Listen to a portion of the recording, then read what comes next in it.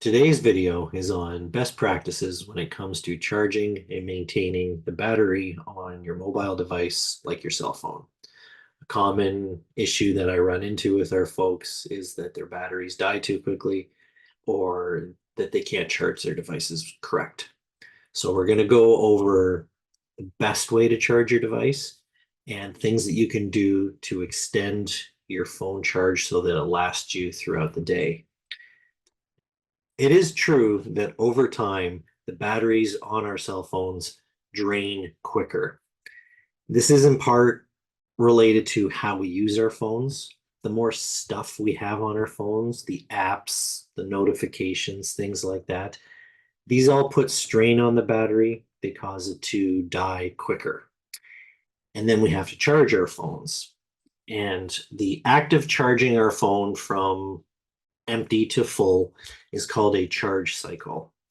And a lithium battery, which most of our phones have, they have a finite amount of charge cycles built into them. Now, the phone companies will say it's between 500 to 1,000 charge cycles that your battery will remain optimized for. After that number of cycles, you're still able to charge your phone, but the efficiency of your battery isn't going to be there. This is just part of the normal degradation of a cell phone battery.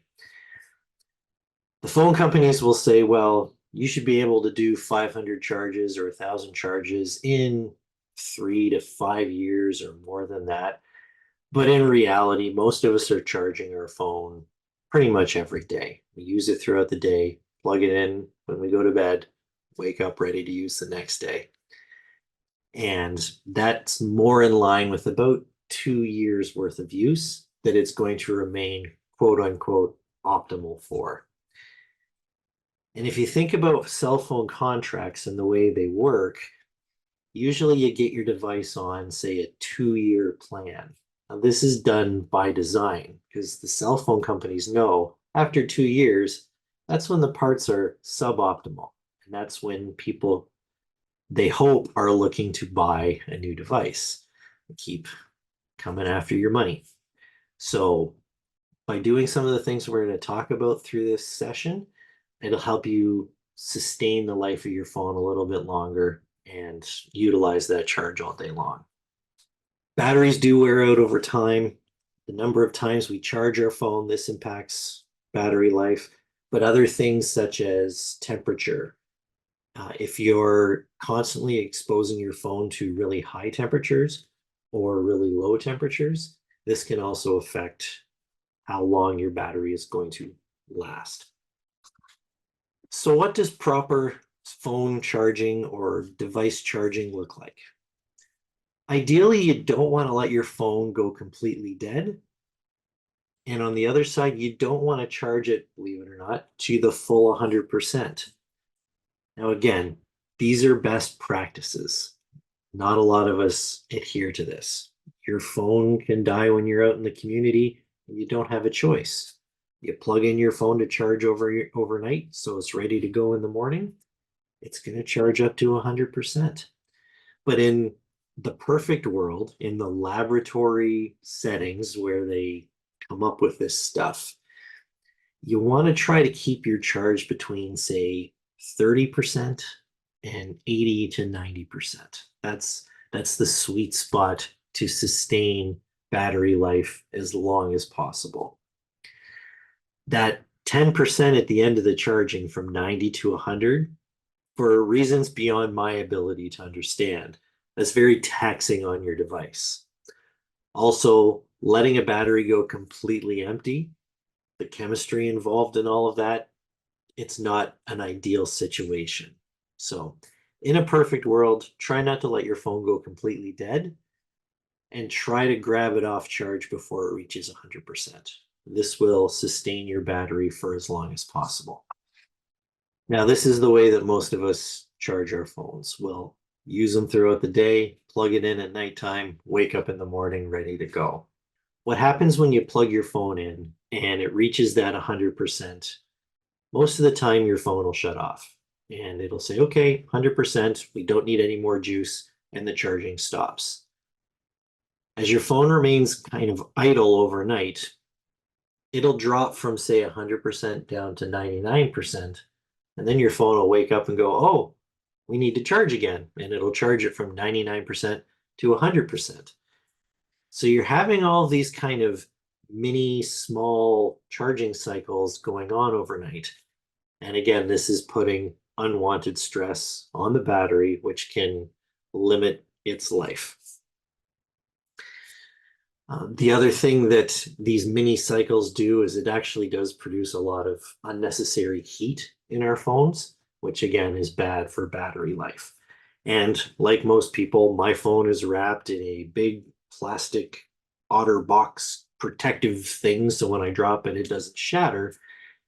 And while those protective sleeves are wonderful for safety, they trap a lot of that heat in and keep it against the battery where it's not ideal. So if you are in the habit of plugging your phone in overnight, there are some settings that you can go into to kind of tell your phone this is how you behave. And there are some management strategies that your phone actually does without you knowing it to prevent this from happening. And we'll talk about that in a later slide. Now, what about fast charging? Some phone chargers, you may have experienced this, they'll charge your phone really fast. Other ones can take hours. This is all related to electricity terminology that we don't need to get into, voltage, amps, stuff like that. But there are fast chargers and there's slower chargers. The appeal of the fast charger is you can get your phone charged very quickly and off you go. Fast chargers do create quite a bit of heat when they're running, and you may have noticed this, that when you're plugged into some of these things, your phones get hotter than if you're not. Continuing with the idea of heat, when charging your phone, try not to do it in a place that's exposed to a lot of sunlight or unnecessary heat. If you're plugging in your phone on a windowsill and the sun's beating down on it, that's adding extra heat into the equation. If your charging area is on top of, say, the radiator in your house, again, extra heat, we don't want that.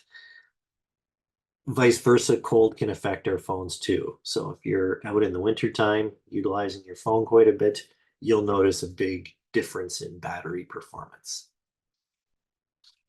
Another question that I got from someone was, why does the phone not seem to charge at a constant speed? It seems like the last little bit takes a lot longer to get into the phone than the first bit. And that is by design. Lithium-ion batteries do not charge at a constant rate. The best way I heard this described was thinking about your battery as a parking lot. When it's empty, there's plenty of places for the cars to park. But to fill those last couple of parking spots takes time. The car's got to drive around and find a place to park. Your battery's the same way. When the energy starts flowing in, there's plenty of space for it. But to fill it to capacity takes much longer at the end. This is another one of these topics that's a best practice thing. I use my phone while it's charging. Most people do. The concept of parasite load is when we are using our phones while charging. And this confuses the battery because you've got juice flowing in, you've got juice flowing out. This again creates these mini charging cycles that confuse the battery. Best practice, allow your phone to charge. If you want to use your phone, unplug it, use it, and then plug it back in. This is going to create less confusion and less possibility of errors developing in your battery. So what can be done to protect our batteries? Well, the good news is that the manufacturers are aware that their devices don't exist in the perfect lab settings, and there's a lot of software and settings that have been built into your phone to protect your battery as much as possible. Now, every phone is going to be different. So your phone may or may not have some of these things that I'm talking about. When it comes to devices, the best advice for specifics I can give is find out which device you have. If you've got an iPhone, know that it's the iPhone 13 or the Galaxy 24, whatever device you have, know the name of it. And when it comes to the specifics, go on YouTube and type in your phone make and model and battery protection settings. It's going to give you videos of step-by-step procedures on how to access some of these settings for your device specifically. Some phones have things like slow overnight charging built into them, where your phone may have a fast charger, but throughout the hours of midnight to 6 a.m., it's going to switch it into a slow charging mode in order to protect your battery and prevent that mini cycle thing from going on. There's some phones that work with the alarm clock that if you set an alarm for 7 a.m., it will prevent the charging from happening until 1 or 2 hours before you wake up so that charging's not going on overnight. It's just going to charge right before you wake up in the morning. Some phones, if you leave them plugged in for a long period of time and you put the protection on, will only charge it to 85%. So you're never getting into that top 15 where the issues can occur. There's other phones that'll shut off charging completely once you hit 100%. And it won't go into that trickle charge where if it drops to 99, it charges back up. Figure out what phone you have. Double check on YouTube to find how to access the settings if you are interested in prolonging your battery life. So what else can you do? There's a lot of apps on our phones that will drain battery, whether we're using them or not. Every phone is going to have a battery setting in the menu somewhere. And within that, you can go and see what apps are running and constantly draining battery life. If you have apps that send you notifications, a lot of them are draining battery life, whether you want them to or not. Social media apps drain battery life, whether you want them to or not. A lot of the quote unquote free games that you can download for your phone drain the battery life, whether you want them to or not. So you can go into these settings, see which apps are sucking your power, and you can turn them off. You can delete the apps. These will all help protect your battery. Try things like lowering the brightness of the screen. Turn off Bluetooth. There's a mode on your phone called NFC, and it has to do with file transferring, and no one really uses it. It's another thing that you can turn off and be surprised how much battery life that saves you.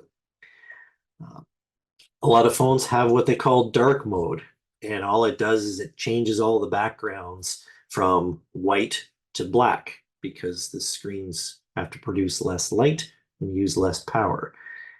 Turning off things like vibration, notifications. If you've seen any of my other videos, you know how I feel about notifications and their effect on our lives. You should turn them all off regardless. But notifications are a power sucker.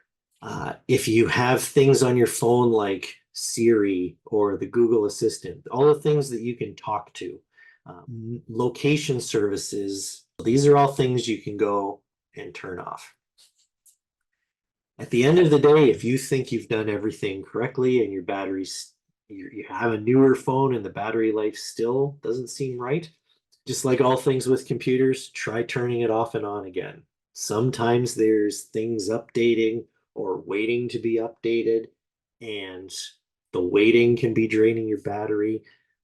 Sometimes there's an app that hasn't been deleted properly, and there's still something sucking some life. So when all else fails, give the restart a try.